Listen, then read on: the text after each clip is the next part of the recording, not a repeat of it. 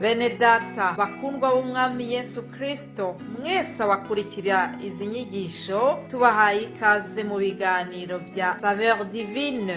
Ibi biganiro mu bitegurirwa n'abavugabutumwa bwiza batandukanye, akaba ari umuhamagaro ugendera ku ijambo ry'Imana byanditse mu gitabo cy'ubutumwa bwiza uko bwanditswe na Matayo ibice 24 umurongo wa 14. Kandi ubutumwa bwiza bw'ubwami buzigishwa mu isi yose ngo bube ubuhamya bwo guhamiriza amahanga yose, nibwo imperuka izahera ko ize. Ibi biganiro mubikurikira ku channel ya YouTube yitwa Saveur Divine. Tubifurije kugubwa neza. Imana Data ari nayo So ibaha umugisha.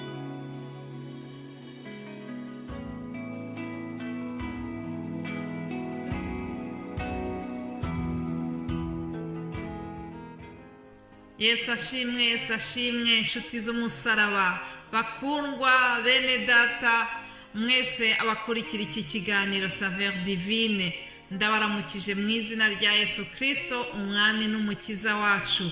Ngiriwe ubuntu bwo kugira ngo mbe nkiriho kuri uyu umunsi wo kuwa mbere utangira iki cyumweru cya gatatu cy'ukwa mbere. Rero ni ubuntu bukomeye, nishimwe kuri njyewe. Ndahimbaza Imana, nyizamura icyubahiro, Imana ya Aburahamu, Imana ya Isaka na Yakobo, Imana yacu twese. Ndayishimiye kuko yongeye kuntera iteka ryo kugira ngo mbe naza ngire icyo nganira namwe biciye muri ibi biganiro byacu bya Saveur Divine. Haleluya. Rero munyemerere dutangire uyu mwanya wacu mwiza tutangije amagambo tubona muri Zaburi y'ijana ku murongo wa mbere kugeza ku wa 5. Handitswe ngo: mwabari mu isi yose mwe muvugirize Uwiteka impundu, mukorere Uwiteka munezerewe, muze mu maso ye muririmba, mumenye yuko Uwiteka ari we Mana, niwe waturemye natwe turabe, turi ubwoko bwe, turi intama zo mu cyanya cye. Mwinjire mu marembo ye mushima, no mu bikari bye muhimbaza, mumushime musingize izina rye, kuko Uwiteka ari mwiza, imbabazi ze zihoraho iteka ryose, umurava we uhoraho ibihe byose. Imana ishimwe. Nanjye ninjiye muri iki cyumweru nshima Imana ku bwanyu, nshima Imana kubwo kuturinda. Nzi neza yuko kuba tukiriho nuko Imana hari intambara nyinshi yaturwaniriye, hari izo tubona hari n'izo tutabona. Ibyo zose rero munyemerere tuyishimire, tuyihimbaze.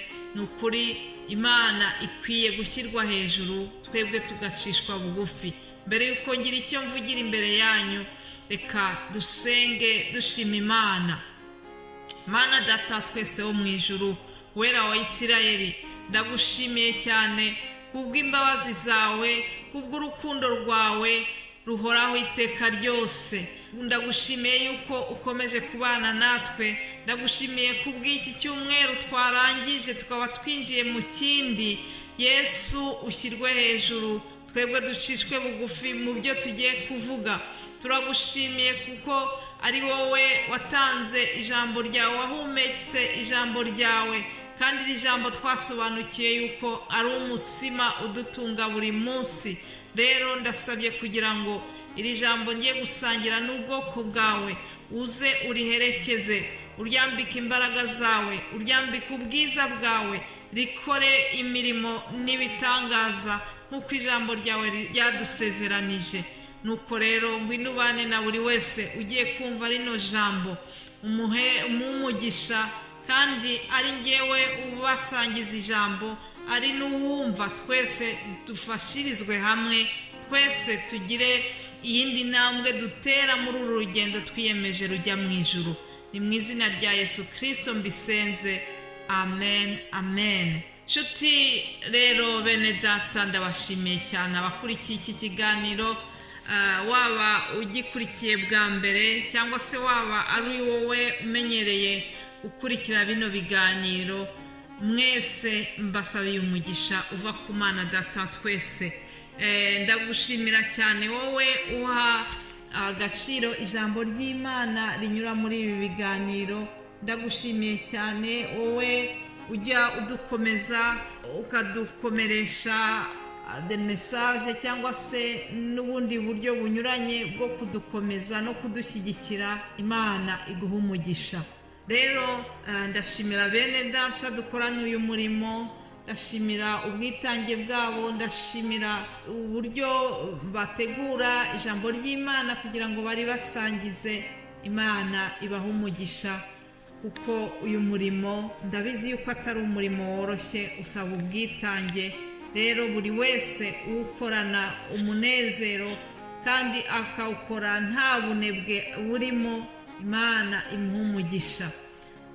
Imana iguha umugisha kandi wowe ujye wumva rino jambo ukarisangiza n'abandi. Twese hamwe dukomeze dukore uyu murimo w'ivugabutumwa. Nzi neza yuko iyatangiye uyu murimo izawusoza kandi izakomeza kuwushyigikira, kuko ni mu nyungu zayo. Aleluya, Imana ishimwe. Rero buri wa mbere umenyereye yuko tutangira teme nshyashya. Hari ijambo rero tuzigaho muri iki cyumweru. Ni ijambo tubibona mu gitabo cy'Imigani igice cya 6.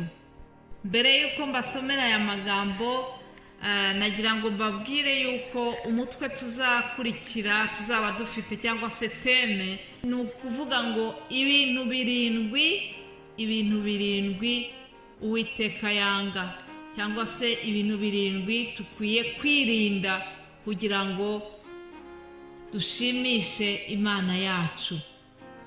Reka rero dusome Imigani 6 uhereye ku murongo wa 16. Haravuga ngo hariho ibintu 6 ndetse 7 Uwiteka yanga bimubera ikizira n'ibi: ngo amaso y'ubwibone, ururimi rubeshya, amaboko avusha amaraso y'utariho urubanza, umutima ugambirira ibibi, amaguru yihutira kugira urugomo, umugabo w'indarikwa uvuga ibinyoma, n'uteranya abavandimwe. Ngibi ibintu 7 ng'Uwiteka yanga urunuka, ngo bikamubera ikizira. Ikizira rero, ikizira ni ikintu kibi cyane, ni ikintu nyine umuntu agomba kwirinda, akakireba akakizira, akacyanga urunuka. Rero hari ibintu Uwiteka areba ku bana b'abantu bikamubera ikizira, akabyanga bikamumerera nabi. Ibi bintu nibyo umwanditsi w'iki gitabo cy'Imigani ari we Salomo yatwandikiye hano muri iyi mirongo maze kubasomera. Arabyanga, avuga yuko ari ikizira k'Uwiteka. Ntabwo ndi buvuge kuri ibi bintu uko ari 7 byose, ngewe ndi buvuge ku amaso y'ubwibone. Umurongo wa 17 nicyo kintu cya mbere gitangira uru rutonde rw'ibintu batubwiye byangwa n'Uwiteka. Ngo amaso y'ubwibone, ndavuga ko aya maso y'ubwibone bene data, Imana ibaha umugisha, bazagenda babaganiriza kuri ibi ngibi bindi bikurikiyeho. Rero ubwibone ni iki? Ubwibone ni ukwirata, ubwibone ni ukutamenya yuko ibyiza ufite byose bituruka ku Mana. Iyo umuntu afite ubwibone biragoye yuko abona ingeso nziza z'abandi, biragoye yuko abona icyiza ku wundi. Umunyabwibone ahora yumva yuko ari we mwiza, ahora yumva yuko ari we ukora ibintu neza kurusha abandi. Umunyabwibone akenshi ni umuntu ujya agirana ibibazo n'abo bakorana, nk'iyo ari gukorana n'abandi bantu benshi. Ikintu cyiza cyose aba ashaka kukiyitirira. Nigeze kubona umunyabwibone twariganaga twiga hamwe, mwarimu yaba yaduhaye gukora un travail de groupe, noneho wa munyabwibone agashaka kuza kubyiyitirira ibyo twakoze kandi twabikoreze turi benshi hamwe. Nguko uko umunyabwibone yitwara. Amaso y'ubwibone yarebye iby'Imana yaremye byiza, aho kugira ngo ashimire Imana ku byo yaremye, ntabwo yumva yuko hari icyo bimubwiye. Umuntu ufite amaso y'ubwibone ahora abona ibitagenda ku bandi. Yesu yavuze kuri aba bantu bafite amaso y'ubwibone muri Matayo igice cya 7. Yesu yavuze ko aba bantu ari abantu bihutira gucira abandi imanza, kandi aravuga ati aba bantu ni ba bandi bareba umugogo uri mu jisho rya bagenzi babo aho kugira ngo barebe umugogo uri mu jisho ryabo. Reka nze mpasome. Haravuga ngo ni iki gituma ubona agatotsi kari mu ijisho rya mwene so ariko ntiwite ku mugogo uri mu ijisho ryawe? Urumva, umuntu ufite amaso y'ubwibone ni ukuvuga ngo abona ibiri kuri mugenzi we akabibona ko ari ibintu bikomeye cyane, bibi cyane, ariko ibimwerekeyeho ntabibone. Ahangaha niko niyo mpamvu Yesu yavuze ati ni iki gituma ubona agatotsi kari mu jisho rya mwene so ariko ntiwite ku mugogo uri mu ijisho ryawe. Ku murongo wa 5 Yesu yarabakariye cyane bene aba bantu bafite aya maso, arababwira ngo wandyarya we, banza wikuremo umugogo uri mu jisho ryawe, kuko aribwo wabona uko utokora agatotsi mu jisho rya mwene so. Imana idufashe, Imana iturinde kugira amaso nk'aya ngaya, amaso y'ubwibone. Icyifuzo cyanjye mu kurangiza iyi mesaje ni uko twese Imana yaturinda, Imana yaduha amaso atari mu bwibone, Imana ikaduha amaso areba ibitangaza yaremye, nk'uko Dawidi yabivuze muri iriya Zaburi 119 ku murongo wa 18. Yagize isengesho ryiza, aravuga ngo hwejesha amaso yanjye kugira ngo ndebe ibitangaza byo mu mategeko yawe. Imana ishimwe, Imana ibahe umugisha, bifurize kuzagira ibihe byiza mwumva ibiganiro bya Saveur Divine. Amen.